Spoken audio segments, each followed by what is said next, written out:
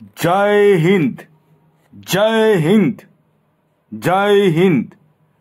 বন্ধুরা, আগামীকাল 26শে জানুয়ারি প্রজাতন্ত্র দিবস। আর আগামীকালই এই 4টি সৌভাগ্যশালী রাশির হঠাৎ বা আকস্মিক অর্থপ্রাপ্তি ঘটতে চলেছে। হ্যাঁ বন্ধুরা, আমি এই ভিডিওতে যে 4টি রাশির নাম আপনাদের সামনে প্রেজেন্ট করতে চলেছি, সেই 4 রাশির জাতক বা জাতিকা যদি আপনি হন, তাহলে আগামীকাল 26শে জানুয়ারি প্রজাতন্ত্র দিবসের দিন আপনারা হতে পারেন মহাকোটিপতি। তো কোন সেই সৌভাগ্যশালী 4টি রাশি তা আমি আপনাদেরকে একে একে জানাতে চলেছি। তবে শুরু করার আগে একটি কথা প্রথমেই ক্লিয়ার করে দিই, আমি এই ভিডিওতে যে 4টি রাশির নাম বলবো, সেই 4 রাশি কিন্তু ইন জেনারেল রাশি, এবং তাদের যে টার্গেট নাম্বার বলবো সেটিও কিন্তু ইন জেনারেল। তাই সর্বোপরি আপনারা আপনাদের নিজস্ব ব্যক্তিগত বার্থ চার্টটা একবার হলেও বিচার বিশ্লেষণ করে দেখে নিন যে আপনার জন্মছকে প্রাপ্তিযোগ কোন সময় রয়েছে বা আদৌ রয়েছে কিনা।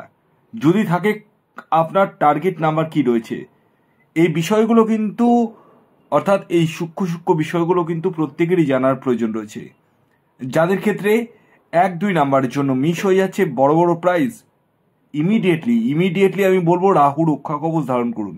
তবে হ্যাঁ, একটা কথা বলে দিই, জন্মছক বিচার করার পর আমি বুঝবো কাদের ক্ষেত্রে রাহু রক্ষা কবচের প্রয়োজন রয়েছে, কাদের ক্ষেত্রে নেই। কারণ আমি দেখেছি অনেকের ক্ষেত্রে রাহু রক্ষা কবচের প্রয়োজন হচ্ছে না।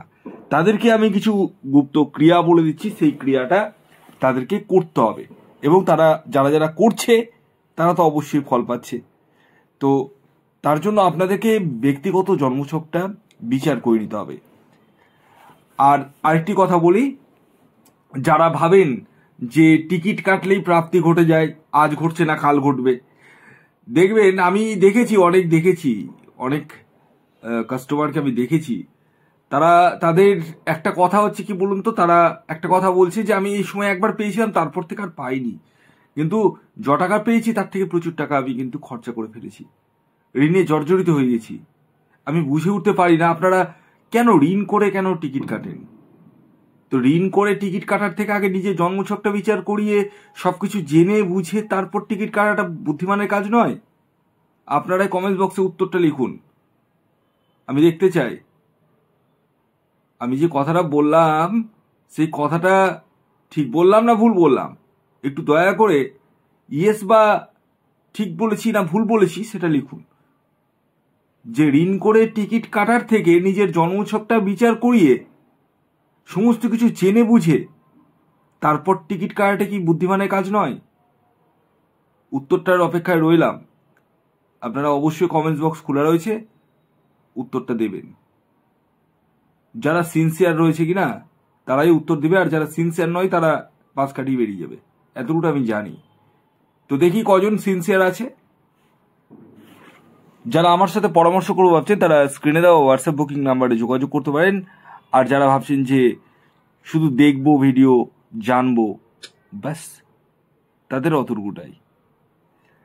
তা আসুন, আগে আমি আপনাদেরকে জানিয়ে দিই আগামীকাল 26শে জানুয়ারি 2025 সূর্যোদয় কখন হচ্ছে, সূর্যাস্ত কখন যাবে, কি তিথি থাকছে এবং নক্ষত্র কি থাকছে, এবং রাহুকাল কখন হতে চলেছে। আগামীকাল সূর্যোদয় হবে সকাল 6টা 18 মিনিটে, সূর্যাস্ত যাবে 5টা 21 মিনিটে। তিথি থাকছে দ্বাদশী তিথি এবং তারপর ত্রয়োদশী। পক্ষ থাকছে কৃষ্ণপক্ষ। নক্ষত্র থাকছে জ্যেষ্ঠা নক্ষত্র এবং মূলা নক্ষত্র।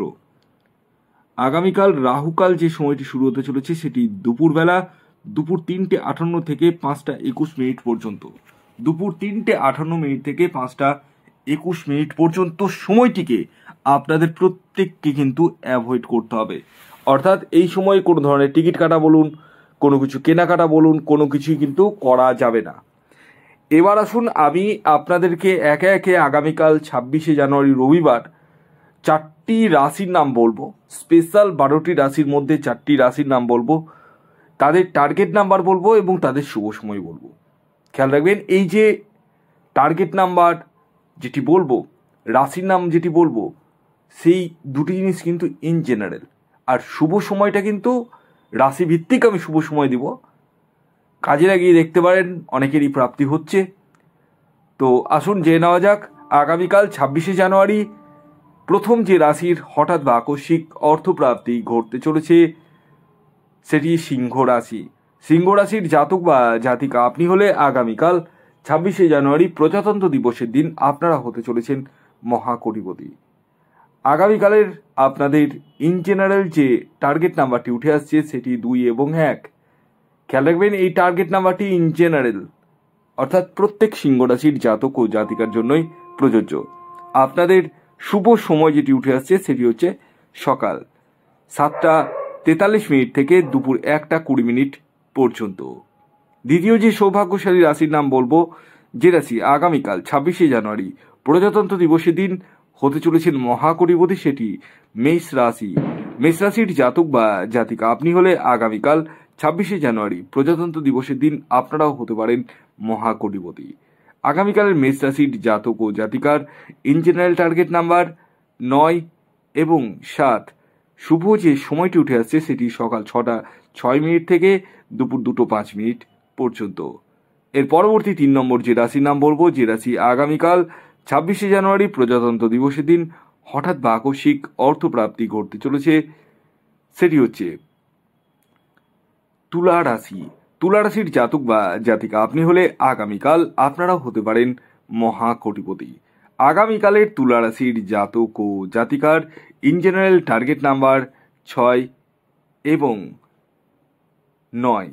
শুভ যে সময়টি বলবো সেটি হচ্ছে সকাল 8:20 থেকে দুপুর 2:09 পর্যন্ত। এর পরবর্তী সর্বশেষ 4 নম্বর যে রাশির নাম বলবো, যে রাশি আগামীকাল 26শে জানুয়ারি প্রজাতন্ত্র দিবসের দিন হতে চলেছে মহাকোটিপতি, সেটি হচ্ছে বৃষ রাশি। বৃষ রাশির জাতক বা জাতিকা আপনি হলে আগামীকাল আপনারাও হতে পারেন মহাকোটিপতি। আগামীকালের বৃষ রাশির জাতক ও জাতিকার ইন জেনারেল টার্গেট নাম্বার 4 এবং 8। শুভ যে সময়টি উঠে আসছে সেটি হচ্ছে সকাল 10:10 থেকে দুপুর 1:40 পর্যন্ত। ভিডিওটি কেমন লাগলো অবশ্যই জানাবেন। যদি ভিডিওটি ভালো লাগে অবশ্যই লাইক করে দিন, শেয়ার করে দিন। সাবস্ক্রাইব না করে থাকলে সাবস্ক্রাইব করে ফেলুন। ধন্যবাদ।